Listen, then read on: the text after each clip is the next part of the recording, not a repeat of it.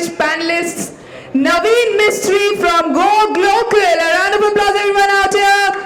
Then we have Sujata Biswas from Suta, Priyanka Selot from the Sleep Company, Aditya Sharma from the Soul Store, and Neeraj Tyagi from We Founder Circle.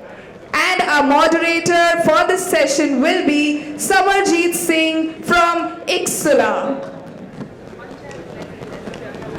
Thank you so much, and let's begin with our next panel discussion. Making you go to your liquor. So I think the time given to us is very pertinent in terms of, I think our session is going to be equal to reel making. So we're going to try and finish it quickly, so because it's for the scarcity of time. Given the whole agenda on this one, what I'll do is I'll quickly go down to straight asking you guys, considering your businesses, what are the two key insights from an omnichannel perspective, and then we'll quickly do a follow-up on that. And I'm using this opportunity to quickly introduce and then go down to that one. So Aditya, from your perspective, the brand Soul Store, you have a strong retail presence as well as the whole omnichannel presence. What has been your two key insights on the D2C side of it, as well as on the omnichannel side of it? A quick introduction and straight into the question, considering that we only have a little time. Yeah. So I'll just answer the question. So, one of the major learnings that we had, we were primarily online, and we were selling on our own website and on marketplaces, right? So we have this notion that India is a very price-sensitive market, and prices are very, and we've seen that in the past. Like whenever we tried to change prices online, we saw like a huge difference in conversion and revenue. But when we came to the offline market, we realized that customers actually don't care that much about the price, because once you go to the store, you touch the product, you feel the product, you get a sense of the ambience, and you're interacting with someone there. You also get to try the product, right? So once more senses are involved, you are confident of the purchase. So there were two major differences that we saw. The prices didn't affect the conversions that much. Yeah, and at the same time, our AOVs doubled. So this was a game-changing thing for us, because definitely then you see potential for the next 10 years in terms of increasing your GM, in terms of increasing customer loyalty, and the fact that customers really value your brand. That's the true value of the brand. The other learning that I think this is something that is ongoing, it's WIP for us, is that when you do marketing on Facebook, Facebook does a lot of Facebook makes your life easy, because the algorithm tells you who to market it to. They decide the ads, whether it's going to a person in Surat or let's say in the Northeast. But when you start doing retail, you need to decide what inventory is going to be at each store. So a guy in Punjab is not going to buy the same products that a guy in Bangalore is going to buy. And that knowledge, that algorithm has to come from yourself. So that learning curve has been very steep for us. We're only at 16 stores right now, and hopefully while we add more stores, that's something that we're going to build upon. Yeah. Oh, fantastic. Yeah. And for those who don't know, so Soul Store is a pop culture merchandise brand. What I'm wearing is basically from our brand, so I guess that should be enough. Thank you. Great product. Sujata, from your perspective, apart from the learnings which Aditya anyway shared, you want to reinforce any of them, but if any other insights, especially the commerce part. So I think he came out with the pricing, the inventory challenge. Your two key insights and two key learnings. Hi, I'm Sujata. I'm wearing what I make, wearing saris. We just opened a couple of stores. So we have 5 stores now. By end of this month, we'll have 7 stores. And we opened only very recently, so we haven't seen the festive yet. But from what I understand so far is that how online works and how offline works is so different.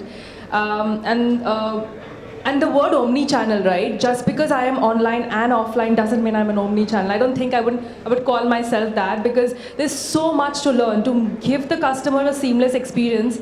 Basically, so I shoot for Suta. So you'll see when you open my website, you'll see my face. When customers walk in the store, they expect me to be selling. Literally not me, but then they would want the way I talk my customer staff is talking the same way, and also online. So to be omni-channel, to be out there, to be able to give that seamless experience is something that we are really far away from, and I feel we have to work really hard to reach there. Your policies, your, if you've ordered there, if you can exchange it at your store, or you pick it up from a store, can you exchange it online? There's a lot to do, and there's a lot of tech involved. So because we are an online platform first, and then we went offline, customers do forgive us for the mistakes, but I feel we should figure it out sooner than later, that it is seamless, it's as beautiful as whatever work is happens in the back end, and the front end, when the customer walks in, they should see it as simple and as streamlined as possible. So yeah, long way to go. Any key difference you have seen amongst the consumer preferences and purchase pattern offline versus online? A quick insight. Yes. One of the things that I have noticed is the bestseller stays the bestseller, which is brilliant. That means our photo shoot ability is good. And but what sells, the way things sell online and offline is very, very different. Sometimes the things that we couldn't sell online, or it was probably a category which was, let's say, A is fast moving and C is not fast moving. The way I assume that, this one I'll take it off the shelf, but offline that has become the A category. So there are a couple of things that do so brilliant offline, and I feel inventory management is really, really critical. And how to figure it out, you have to have systems to support it. But for now, we depend on intuition, we depend on talk with the store managers. And of course, the AOV, as you said, is much higher offline, because customers feel and touch and feel the products they buy.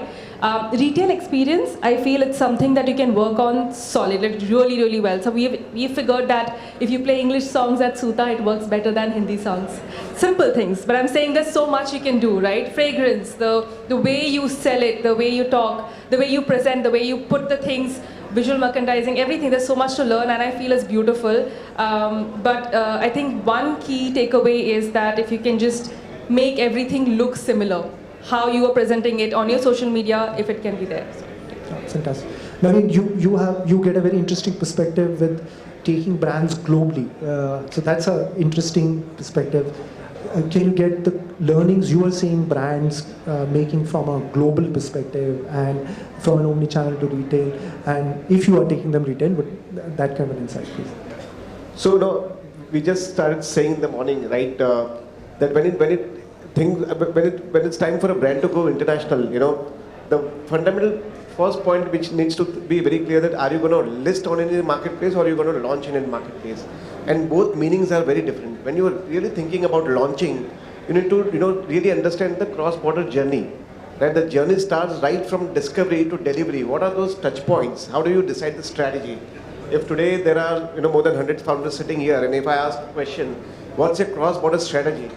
Probably only 10% will be able to understand that, because general answer would be, oh, we sell on different marketplaces and that's our strategy. But that's just one part of it, right? What about your pricing strategy, your competition strategy? What about trade compliance? What about financial let's say compliances, right? What about the logistics let's say fulfillment compliance? So entire journey is fragmented.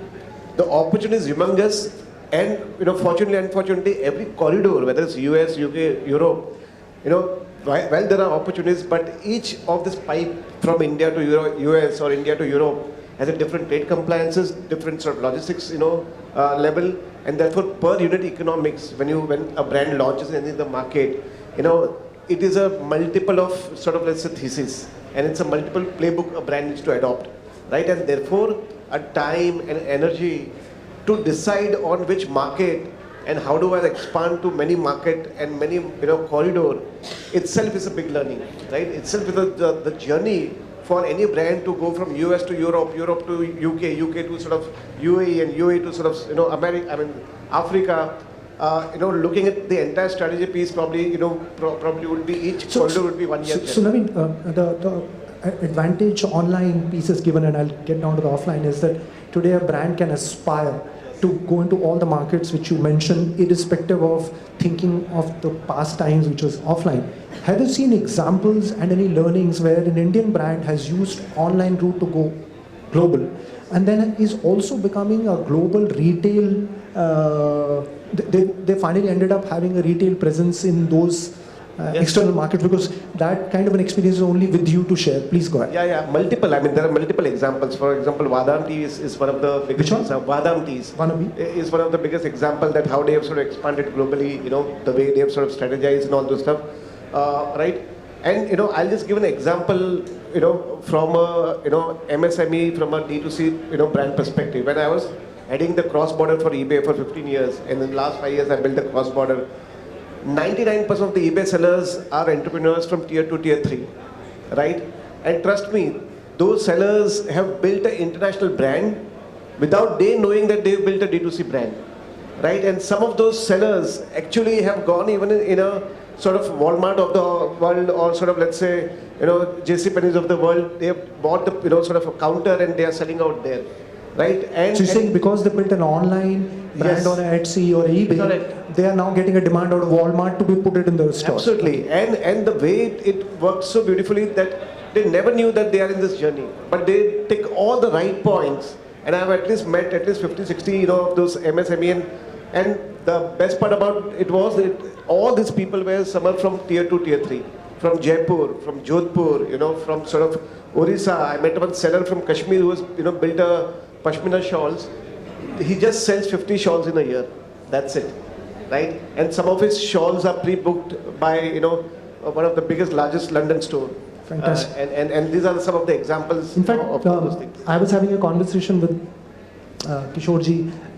They've started a new business called Think9 Labs, and the interesting part of the conversation which happened is that he said that they have all online brands which they're also taking offline, but their offline unit economics and profitability actually is better than an online business. And I want to quickly give you a 15-second each of you to highlight on your store retail profitability versus sorry, I've been given a task to make it versus, so I'm asking all the questions. No problem. This is Right, so I think like most brands, our retail profitability is higher because your rent sort of becomes your marketing expense, right? And marketing expense, as everyone knows, is generally at an all-time high. So Facebook, Instagram is more expensive than the landlord. Yes, exactly. So the rents are about 10 to 12% of your revenue, and marketing typically is 12 to 15. So I think you see a difference of about 3 to 4% in the CM2. Okay. Yeah. So yeah, it answers the same. And also, I feel a lot also that the amount of the revenue always keeps increasing when it comes to stores. So if you can put your store in a prime location, and location matters, right? When you are opening a store, it itself is branding. It's literally like you have sort of arrived in that city, in that place, and then people would keep talking about it, the word of mouth, and if you're giving a good experience, people will keep coming back, and it profitability automatically keeps going up.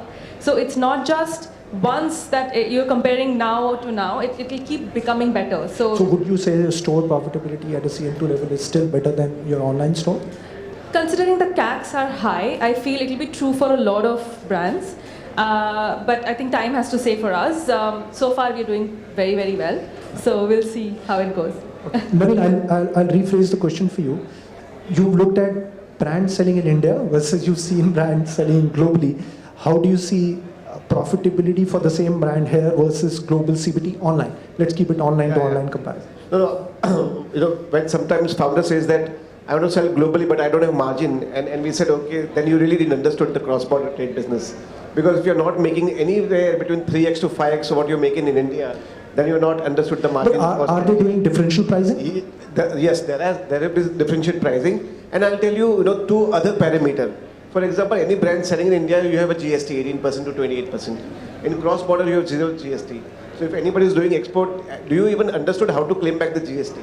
That is number one. Second, in various corridor, when you really sell, it doesn't matter whether you sell through marketplace or through your website, but if you are exporting to certain location, let's say Africa, for example, or Nigeria, for example, and in a certain categories, let's say Ayurveda, there are additional 2% benefit which government gives you on your overall turnover. Now, that is what we call MES benefit, right? So how do you claim that? So you have straight away 20% margin only by saving what you have been paying expense when you're So selling Navin, domestic. you're saying obviously they have differential pricing, means the export pricing is higher, as well as there is incentive. So if you have to say ballpark, if there is at a gross margin level, how much time CBD would be more gross margin? I think so. From a first unit item you sell, it has to be 3 to 5x, right? And it takes generally 3 to 6 months to build a sustainable brand, because you can do 1:2 marketing spend on, let's say, global marketplace, get the boost, but then you stop, then your business goes down, Okay. right? But you may play that game in a very highly red bath ocean in India, but when you go on, let's say, just to give an example, how much Amazon India would have listed, they would have probably, let's say, 5 to 10 million listing. But the same Amazon, when you list on Amazon.com, you are fighting with 80 million listing. So now the marketing will get you somewhere there, but how do you sustain it in the 80 million listing of your only 80 SKUs which you're listed? So, right, so therefore what should be the strategy to sustain it? So last 20 seconds, 10 seconds for you, Aditya, and 10 seconds for Sujata. When you look at online versus retail, one reason which benefited your business because you went online, and one real benefit which you got by getting to retail. And 10 seconds to answer. So I think initially when you're starting up, right, with a small capital, I don't think retail is possible because the risk is much higher. The second, So to start, great. yeah, I think online is great because you grow from one warehouse, the inventory is with you, and you're getting the payments in advance. With retail, the advantage, as I said, has been brand discovery for us, where we're figuring out that the consumer is willing to pay a premium for the product, and the feedback is right upfront, right? So we go to the store sometimes. I go to the store myself. I spend a couple of hours interacting with consumers. So that the brand discovery and understanding the consumer better is definitely something that's. Sujata, quick 10 minutes for you. Both online, what key benefit, and offline key benefit? Online, of course, that you can reach any market sitting at one place, no brainer. Offline, clearly there has to be, you have to figure out what city you have a great audience, or there will be a good market fit, so you have to be there. The good thing about offline is that things that you would not buy, like there's always a segment who will not shop online, do whatever, run as many ads as possible. They would of course prefer offline shopping, so nothing beats offline for sure. I don't think so. We have time for a question. So guys, thanks a lot for your presence and quick answers. So this is a classical example of how to make a panel on Reels. Thank you.